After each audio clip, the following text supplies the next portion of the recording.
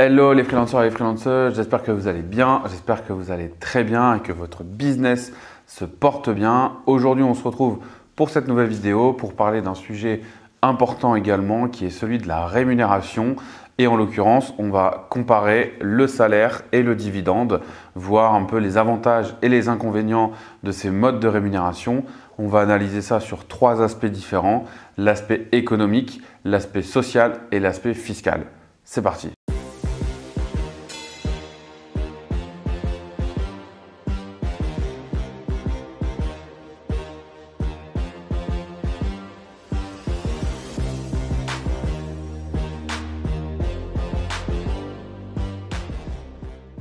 Avant de démarrer, je t'invite à t'abonner à la chaîne. Regarde juste en dessous, tu as le petit like pour la vidéo et la petite cloche pour t'abonner et ne rien rater des prochaines vidéos. N'hésite pas également à regarder dans la description, il y a différents liens pour télécharger un e-book gratuit si tu souhaites devenir freelance. Et il y a également un lien pour réserver un call avec moi pour qu'on puisse discuter un peu de ton business de freelance et voir un peu comment est-ce que tu peux structurer ton activité et scaler ton activité de freelance. Alors la rémunération, dividende versus salaire, quels sont les avantages, les inconvénients et qu'est-ce qui est le mieux de choisir?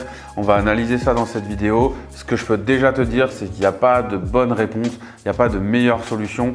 Chaque situation va être différente. L'idée, ça va être de te donner une clé de lecture assez large pour que tu puisses toi-même prendre les bonnes décisions entre ces deux modèles de rémunération en fonction de tes intérêts et de ce que tu souhaites en termes de projet et en termes de vie. Avant de rentrer dans le détail du comparatif entre dividende et salaire, il y a quelque chose qui est important à comprendre, c'est que le salaire va être une rémunération immédiate quand le dividende va être une rémunération différée.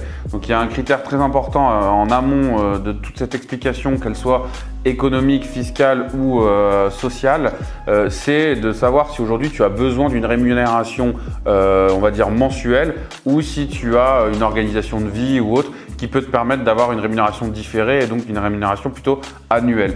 Donc ça, c'est une question à te poser puisque le dividende va être versé une fois par an ou en tout cas à la fin d'un exercice comptable alors que le salaire va être versé de manière mensuelle la plupart du temps. Donc première question à te poser avant de rentrer dans le détail des explications, c'est vraiment qu'est-ce que tu as besoin aujourd'hui en termes de rémunération. Alors sur le plan social, ce qui est important de comprendre, c'est que la rémunération en salaire va te permettre de bénéficier selon les statuts des avantages sociaux d'un salarié. Ça va être d'avoir une cotisation au chômage, des cotisations sociales pour tout ce qui va être sécurité sociale, protection sociale, etc.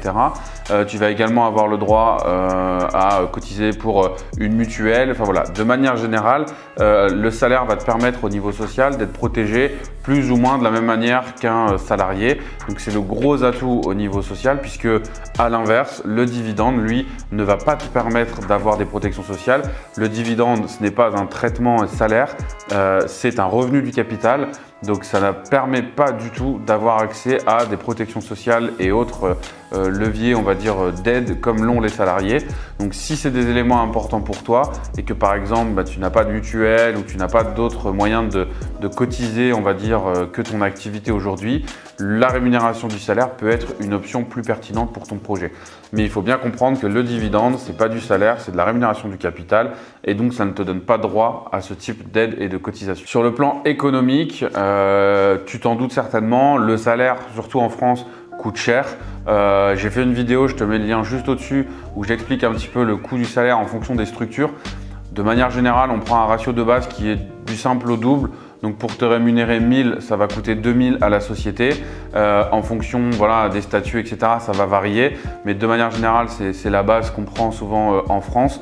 Donc ça veut dire que le salaire va te coûter cher au niveau économique. À l'inverse du dividende, donc là on ne parle pas de l'aspect fiscal, on parle vraiment uniquement de l'aspect économique. Le dividende va te coûter en fait l'équivalent de 15% voire 25%, c'est-à-dire ton impôt sur les sociétés puisque le dividende va se verser après l'impôt sur les sociétés. Donc une fois que tu as fini ton exercice, sur l'ensemble de ton bénéfice, on va venir imposer l'impôt sur les sociétés. Donc 15% sur les 38 120 premiers euros, puis 25% d'impôt sur les sociétés. Et une fois que cet impôt est payé, le reste pourra être versé en termes de dividendes. Donc si on compare au salaire, quand le salaire va te coûter à peu près 100% de taxes, l'impôt sur les sociétés va te coûter entre 15 et 25%. Donc le dividende revient moins cher que le salaire au niveau économique. Et je dis bien au niveau économique. Au niveau fiscal, les deux vont être traités différemment. Je le disais plus tôt dans la vidéo, mais le salaire va être traité en termes de traitement et salaire. Donc c'est un montant qui va venir être intégré à ta tranche marginale d'imposition, qui va venir s'ajouter potentiellement aux revenus de ton épouse ou de ton époux ou de ton compagnon. Enfin bref, ça va venir s'ajouter à ton revenu et là-dessus vont venir s'intégrer les barèmes, on va dire, de la fiscalité classique. Pour ce qui est des dividendes, il y a un traitement différent puisqu'il y a un prélèvement forfaitaire qui a été mis en place, qu'on connaît sous le nom de la flat tax, qui te permet, moyennant 30%, eh bien, de récupérer ton dividende net d'impôt, c'est-à-dire que tu as à la fois tes prélèvements sociaux et ton impôt sur le revenu qui est intégré dessus. Donc si tu fais le calcul rapidement, les prélèvements sociaux c'est aux alentours de 17%, donc tu as ça plus ton impôt sur le revenu, ça te fait une flat tax à 30%.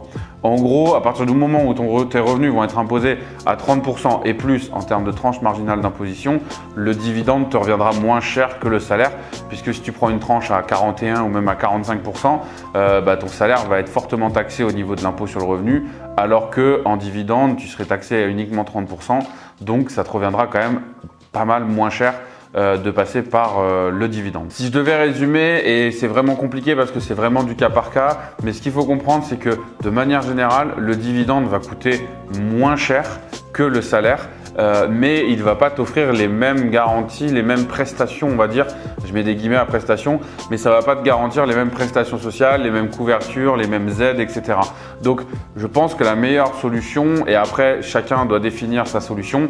Si tu as des revenus à côté en salarié et que ton activité de freelance est une activité secondaire, il n'y a peut-être pas besoin d'avoir un deuxième salaire.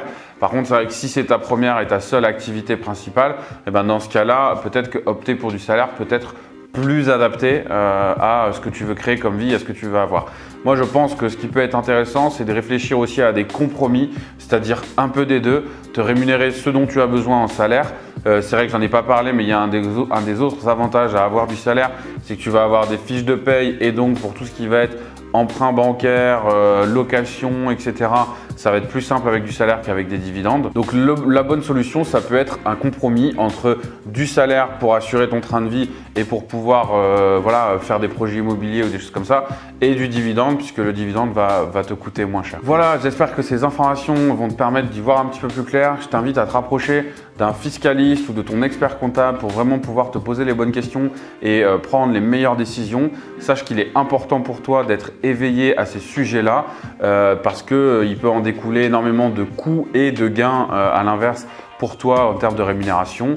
Donc n'hésite pas vraiment à te pencher sur ces sujets-là. Si tu veux qu'on en discute, on peut réserver un call ensemble pour échanger un petit peu sur ces aspects-là. N'hésite pas à regarder dans la description. N'hésite pas à liker si la vidéo t'a plu. J'espère en tout cas que c'est le cas. On se retrouve très bientôt sur la chaîne de freelancer.io pour d'autres vidéos sur des sujets divers et variés de la vie de freelance. D'ici là, porte-toi bien. À bientôt. Ciao.